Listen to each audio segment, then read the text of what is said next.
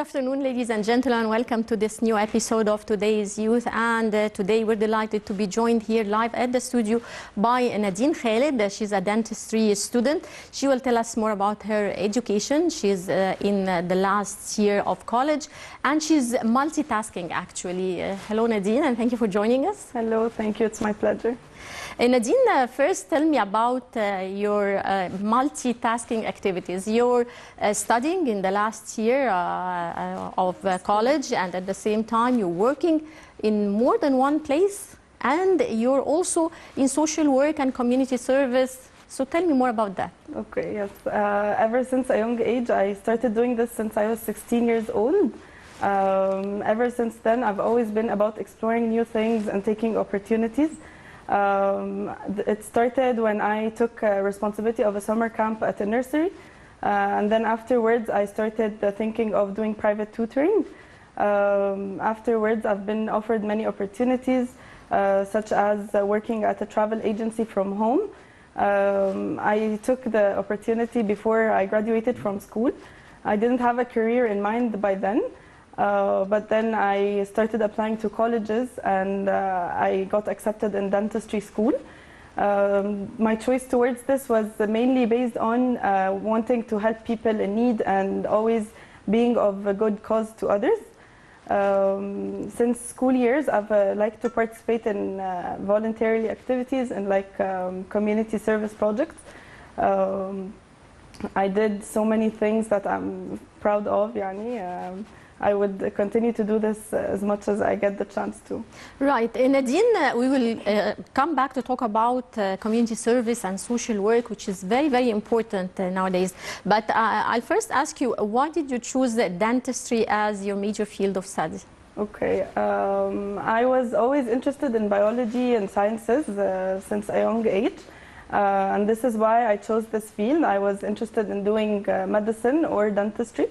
I've always dreamt of being a doctor, and I also like to do this for the help of others. I like to understand. I always wanted to be involved, whenever I was at a family issue with my family, it was always me in this situation. So I wanted to know more about it and be professional in it. Right. You also worked in teaching. Why did you choose teaching in specific? I mean, you taught children in nursery, and you taught, grown-ups at schools. Tell me, why did you choose tutoring? I chose tutoring because I always saw myself as someone who delivers messages in a good way, in a friendly way. And I think this is one of the things that helped me do this. I do this because these students are, they were younger at my school. I knew them before I started tutoring them. And then I took the opportunity because it always keeps me updated with the knowledge I studied, and I also deliver it to other people that could help them grow better. Yeah.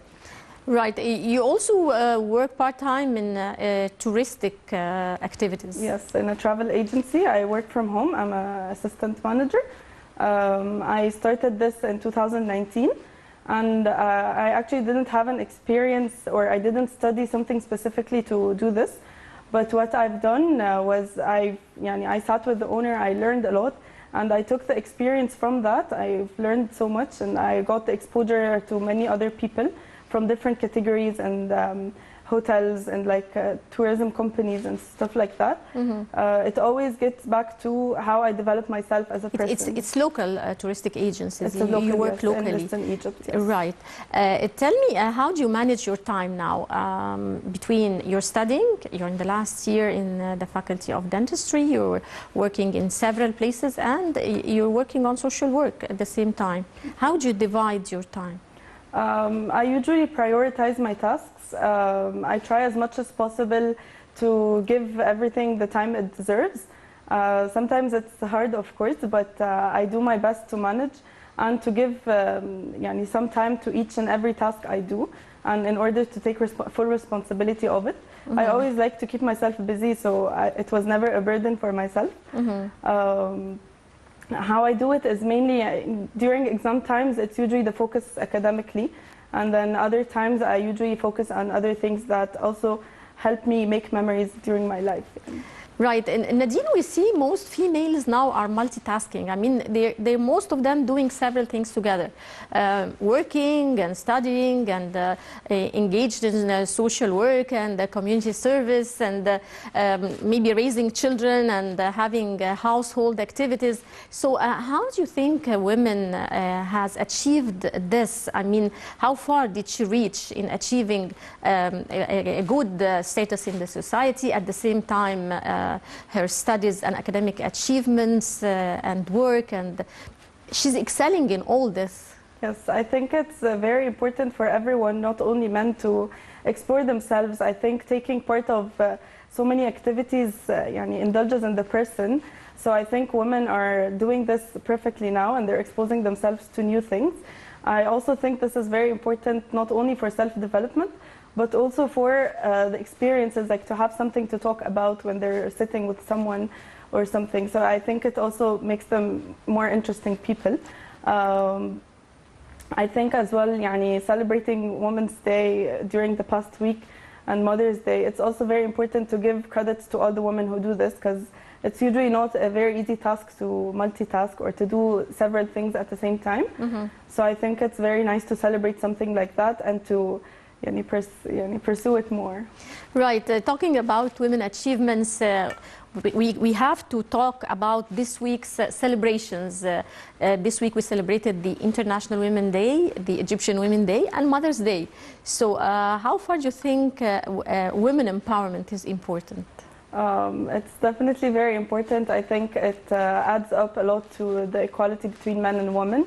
And it also gives them a sense of appreciation to all that they do for other people. I think women are more caring than men, so I think they also deserve to be credited or gifted for this. It's also very nice to take a day for yourself and to pamper yourself and to enjoy the day. So I think celebrating these days is very important, and I like how nowadays it's even more celebrated or more globalized than other days. Mm-hmm. We've seen the celebration held here in Egypt, attended by President Abdel Fattah el-Sisi and Egypt's First Lady, of course, Intisar el-Sisi. We've seen a great celebration, and a lot of women were awarded in this celebration. How do you see the significance of the Egyptian leadership giving attention to women and giving her credit? And we've seen them participating in great roles in the political life in Egypt, in the parliament, as ministers. I think this is very nice, also encouraging people to see something like that, whether through social media or TV programs or anything. I think this also encourages other people and other youth people to participate in more activities during their life. I think they also get the sense of competition, or they get more excitement to participate in community service or whatever it is that they could do to reach something like that or to be successful one day. Mm-hmm. So I think this is a very great thing from the government to encourage other people to do this as well. Mm-hmm. Right. How far do you think women has achieved her rights, not only locally but also internationally? I think this is done to a great extent over the past years. It's now very common that we see many people, especially women, achieving more or studying more. I think it's very nice. I myself am very proud to see so many people, even old ladies, not only youth, to encourage and explore other things and new things throughout their life. Mm-hmm. They go and study and they explore things, they discover new things. I think this is a very achievist thing. Right. Well, dear viewers, we're going to go to a short break and we'll be right back to talk more about female achievements and youth empowerment. Welcome back, and still talking about female rights and achievements and empowerment of youth here in Egypt. Back to you, Nadine. How far do you think women empowerment and female empowerment have helped females to be more independent, as we see them now very, very independent? I think actually giving them the sense of empowerment and the celebrations that have been going on, I think this encourages or persuades women to keep on doing what they could do and to keep on helping and improving themselves. I think so many things have been going on over the past years, like the celebrations. these give them the sense of the victory. So I think they feel more empowered and more successful. What are the main challenges facing women, females, and especially young females that are still looking forward to a future? I think it's mainly social challenges sometimes, or academic challenges for those who are struggling with that. Because I believe that in order for someone to be successful, they deserve proper academics and proper appreciation and a good environment to live in. So I think using these or overcoming these challenges could help someone fulfill their dreams. Well, talking more about empowering youth, Egypt has done a lot for youth during the past several years. Maybe if we talk about the last 7 years, we've seen several youth conferences taking place, international youth forums, the Egyptian leadership program. A lot is being done to empower youth. What do you think is the role of youth towards their countries? I think the youth always have very creative ideas and very powerful energies that could be done in order to have a very successful and empowered community. So I think, or I recommend from every youth is to always empower themselves and explore their abilities and use them in whatever they can towards their community. I also think they should always encourage their ideas. I also believe that this comes from the households and from families, that they encourage their children to express themselves and to go beyond their imaginations to do this. Right. Well, Nadine, we talked about your being engaged in community service and social work, and I told you we're going to go back to this point, which is very important. Tell me, what are you doing with regards to community service, social work? How are you trying to have your impact or input into the society here in Egypt? Okay, so I started doing this as regular annual shows such as Ramadan bags and blankets distribution, garage sales and things like that for the poor people, and participating in collecting donations and stuff like that. And then recently, or 3 years ago, I participated in a student activity at my university. It's called CDC.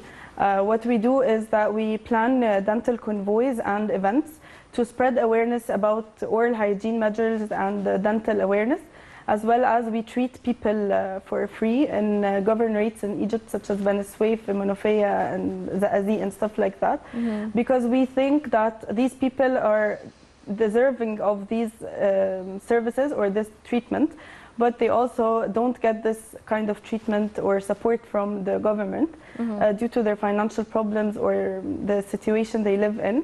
So this is something I usually do during my time. This year I'm responsible for the student activity. I'm a vice president, so I'm giving most of my time for this. I want to make it a very remarkable year for myself, since I'm a senior and graduating, as well as doing something for people and for my community. We're also working on doing this in schools to encourage the younger generations to do this as well and to continue what we started. Did you follow the recent initiative that was held here in Egypt, Shoulder to Shoulder, that was attended by President Sisi? How far do you see such events important and inspiring to the youth? I think it's very inspiring because I think they also get the sense of responsibility that they should take part of this. And I believe that having many hands do something like that, it's very important. And it takes us where our community deserves, our country deserves something like that all the time.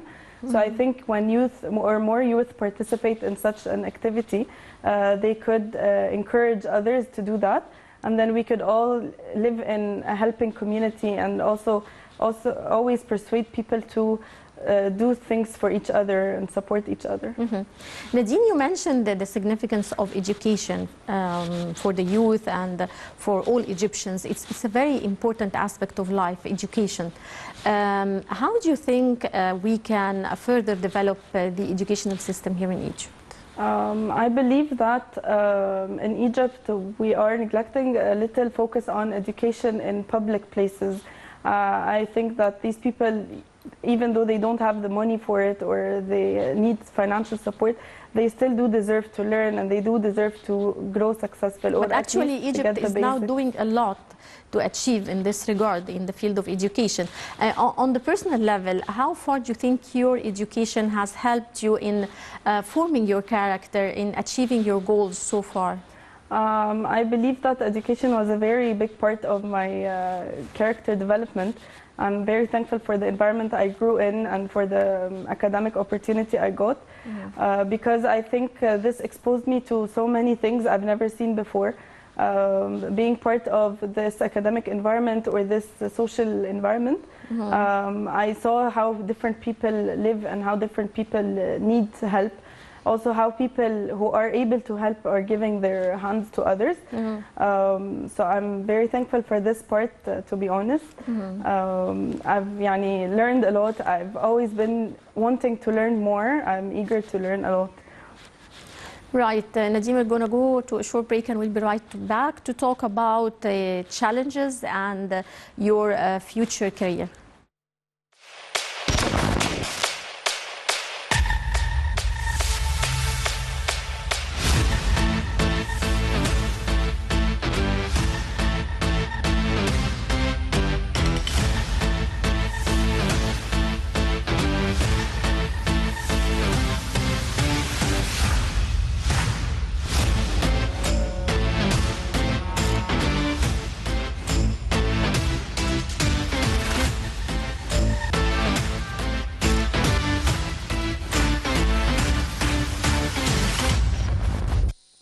Welcome back, and back to you, Nadine. We were talking also about challenges and how do you overcome obstacles? How are you able to deal with any challenges that you face so far? I mean, you're working, you're studying, so how do you deal with challenges and you overcome them? Okay, a big part of my challenges is always listening to other stories. It's always inspiring for me to listen to someone and how they overcome. There are certain people who are very significant in my life and they've changed a lot in my character. So I really get my support from these people, whether my friends or family. They're a very big part of me overcoming my challenges. I always tend to find myself something to distract me from the challenges. So when I'm all the way out and I can't do anything else, I always try to divert my route and try to look for a different way to approach my goal. In order to explore how I can reach it. I also always tend to learn and read more about how to overcome challenges and stuff like that. I Google stuff, and this also shapes my personality. What would you like to tell youth about persistence and perseverance to reach your goals? I would tell them to always take any opportunity they're offered. I would tell them to live their moments to the fullest and always be brave enough to explore and take their thoughts into actions. I encourage them to come up with new ideas and try it, even if they fail. I don't think a failure is a stop mark or anything. Right. We've been talking about social activities and youth empowerment here in Egypt, and we cannot skip talking about conferences and youth conferences and the international youth forums. How do you see the significance of having youth, gathering youth together in one place? How far does this help in exchanging experience and views and opinions among youth from different countries around the world? Okay, after participating in a few conferences throughout my life, I believe that being part of this conference makes me more exposed to other environments and to other people from different categories and different minds. I think that this helps them also develop themselves and see a different perspective other than their own. I believe that conferences have brought youth together in a very proper manner. Not only academically that they learn stuff, but they also get the exposure they deserve. Nadine, what are your future plans? I mean, with regards to work, personal life, your long-term and short-term plans? Okay, so after I graduate, inshallah, within a few months, I am going to go through my internship here. And after that, I'm hoping to make postgraduate studies. I'm planning to travel abroad in order to get a different experience and not only have the opportunity to work in Egypt, but I also want to experience work outside, outside my country. I think I can learn more from the exposure, and then I can come back to Egypt and benefit my country. Where do you see yourself 10 years from now? Hopefully, a successful dentist who helps others, because this is my main goal. And who's your role model? My parents. Your parents. How far did your parents support you in life so far? They've supported me all the way. They've put me through every environment I think I can be put in. I think they've also helped me a lot, and they give me the chance to explore and to develop into the person I am today. My family and friends have always been this type of support for me. Right. There's one very important aspect in life we didn't talk about, which is social media. What is social media in your life, and how do you think it is affecting people and youth specifically these days? I think social media is very helpful to all youth, because this is what we mostly use nowadays. I think whenever they see other people empowering themselves, they get the sense of responsibility, and they get the sense of encouragement to do more. Right. Finally, Nadine, what's a message that you would like to deliver to the youth from your place here? To take all the experiences, to live to the fullest and enjoy their life, to capture many memories and explore themselves and develop. Right. Well, I would like to thank you very much, Nadine Khaled. Thank you for joining us, and all the best of luck. Thank you so much. And ladies and gentlemen, that wraps up this edition of Today's Youth. Many thanks for watching, and don't forget to join us next week, same time. Till then, goodbye.